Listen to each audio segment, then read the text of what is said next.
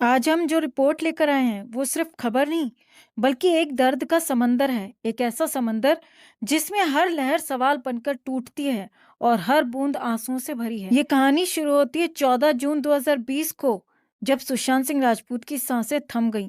4 साल 6 महीने बीत गए और अब सीबीआई ने अपनी क्लोजर रिपोर्ट रख दी है। लेकिन क्या ये रिपोर्ट उस बाप के आंसुओं को थाम सकती है जो अपने बेटे के इंसाफ का इंतजार कर रहा था? क्या ये उस पिता के दर्द को मिटा सकती है जो हर रात अपने सवालों के साथ अकेला जागता है?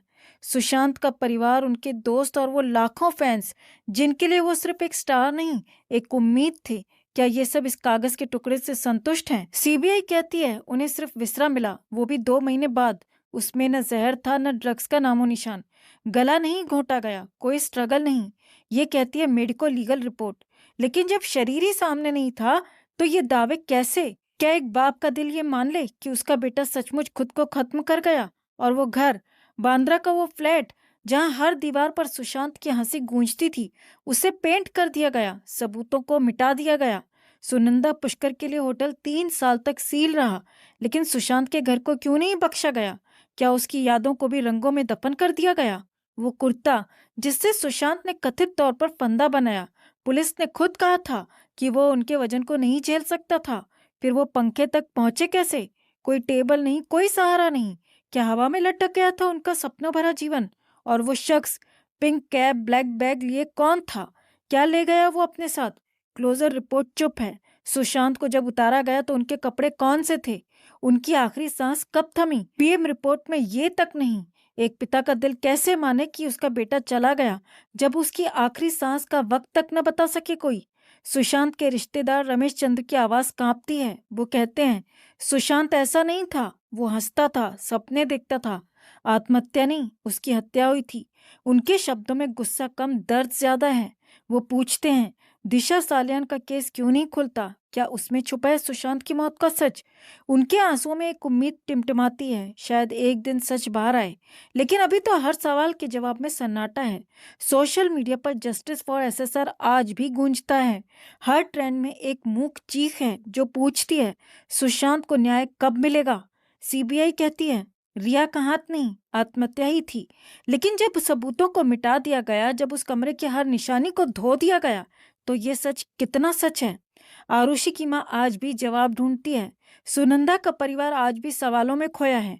और अब सुशांत, क्या उसकी हंसी भी इन अनसुलझे सवालों में गुम हो जाएगी? ये क्लोजर रिपोर्ट सिर्फ कागज नहीं, एक जख्म है जो हर उस दिल को चीरता है जो सुशांत को याद करता है। क्या ये अंत है दोस्तों, या एक पिता के आंसुओं की नई शुरुआत? क्या वो पिता कभी अपने बेटे का सच जान पाएगा? ये कहानी खत्म नहीं हुई। हर सवाल एक नया दर्द है, हर चुप्पी एक नई टीस।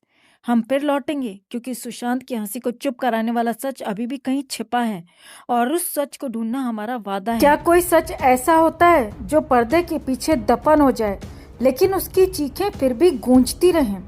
आज बात उस आग की जो 5 साल पहले भड़की थी और आज तक सुलग रही है। सुशांत सिंह राजपूत और दिशा सालियान, 2 नाम, 2 मौतें और एक सवाल।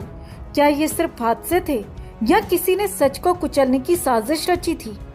5 साल पहले महाराष्ट्र की सियासत में तूफान आया था। एक लड़की, दिशा, अपनी बिल्डिंग से नीचे गिरी, कहा गया हादसा है। फिर सुशांत, एक चमकता सितारा, अपने कमरे में लटका मिला, कहानी बनी खुदकुशी। लेकिन क्या ये इतना आसान था? नहीं। आरोपों की बौछार शुरू हुई, बड़े बड़े नाम उछले, सियासी गलियारों में हड़कंप मचा। विपक्ष चिल्लाया यहाँ कुछ गड़बड़ है और सत्ता ने कहा सब ठीक है, चुप रहो। लेकिन आज जब कुर्सियां पलट चुकी हैं, वही चिल्लाने वाले अब सत्ता में बैठे हैं और वही चुप कराने वाले अब सवाल उठा रहे हैं। हाँ, बीजेपी ने तब उंगली उठाई थी और आज उद्धव ठाकरे का कुनबा कटघरे में है। लेकिन सवाल वही है, सच कहाँ है?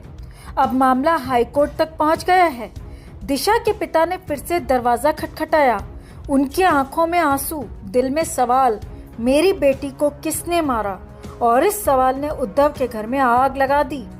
सूत्रों की माने तो मातोश्री में एक मीटिंग हुई। हंगामा, चीखें और गुस्सा। संजय राउत, वो बड़बोला शख्स जो हमेशा अपनी पार्टी के लिए गड्ढा खोदता है, इस बार फिर निशाने पर है। कहा जाता है उद्धव ने खुद उसकी गर्दन पकड़कर कहा, चुप रहो वरना सब डूब जाएंगे। लेकिन राउत चुप कहाँ रहने वाले हैं। उन्होंने कुछ ऐसा बोल दिया जो सियासत का तापमान और बढ़ा गया। क्या, वो आपको अगले पड़ाव पर बताते हैं। लेकिन अभी तक आपने अगर खबर को लाइक नहीं किया है तो लाइक और शेयर कर अपना प्यार और सपोर्ट दिखाएं और कमेंट में इसे लेकर आप भी अपनी बात अपनी राय जरूर रखें। तो राउत ने कहा, उस रात पार्टी थी, लोग पी रहे थे और लड़की गिर गई। अरे भाई, ये तो वही बात हुई कि मैं वहां था नहीं, लेकिन सब देख आया। अब सवाल ये, राउत को कैसे पता? क्या वो उस रात के गवाह थे या किसी ने उन्हें स्क्रिप्ट थमा दी थी? अगर वो सच बोल रहे हैं तो उस पार्टी में और कौन कौन था? और अगर झूठ, तो ये बचाने की कोशिश किसे फंसा रही है? आदित्य ठाकरे का नाम फिर से उछला। उद्धव का लाडला जो अब घबराहट में डूबा है। कहते हैं वो नींद की गोलियां खा रहा है। माँ रश्मि परेशान और उद्धव गुस्से में। लेकिन ये गुस्सा किस पर? राउत पर या उस सच पर जो बाहर आने को बेताब है? सुशांत की वो मुस्कान, दिशा की वो मासूमियत, क्या इन दोनों को सिर्फ इसीलिए चुप करा दिया गया क्योंकि वो किसी बड़े राज के करीब थे? दिशा के पिता का आरोप है आदित्य वहां था और उसने कुछ किया। उद्धव चिल्लाए, ये झूठ है। लेकिन राउत का वो बयान, उसने सारे किले ढहा दिए, लड़की गिर गई। ये सुनकर दिशा की माँ का कलेजा मुंह को आया होगा। और सुशांत, क्या उसने कुछ देख लिया था जो उसे नहीं देखना चाहिए था?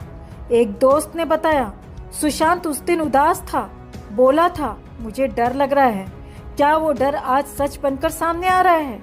अब मातोश्री में हिदायतें बट रही हैं, मुंह बंद रखो, कोर्ट में जवाब देंगे।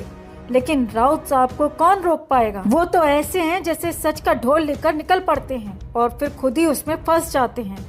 पार्टी कहती है चुप रहो, लेकिन राउत कहते हैं मैं तो सच बोल रहा हूँ। अरे भाई, सच बोलना है तो पूरा बोलो। उस रात क्या हुआ? कौन पी रहा था? लड़की गिरी या धक्का दिया गया? और अगर तुम वहाँ नहीं थे तो ये डिटेल्स कहाँ से लाए? क्या कोई स्क्रिप्ट चल रही है जिसमें आदित्य को बचाने के चक्कर में सब फंसते जा रहे हैं? अब कोर्ट का फैसला बाकी है। दिशा के पिता कहते हैं मुझे इंसाफ चाहिए। सुशांत के पेरेंट्स चीख रहे हैं हमें सच चाहिए। लेकिन उद्धव के घर में सन्नाटा है या शायद रोने की आवाजें। आदित्य की हालत देखकर लगता है वो टूटने की कगार पर है। क्या वो सच में फंस जाएगा या फिर राउत का बड़बोलापन उसे और गहरे गड्ढे में धकेल देगा?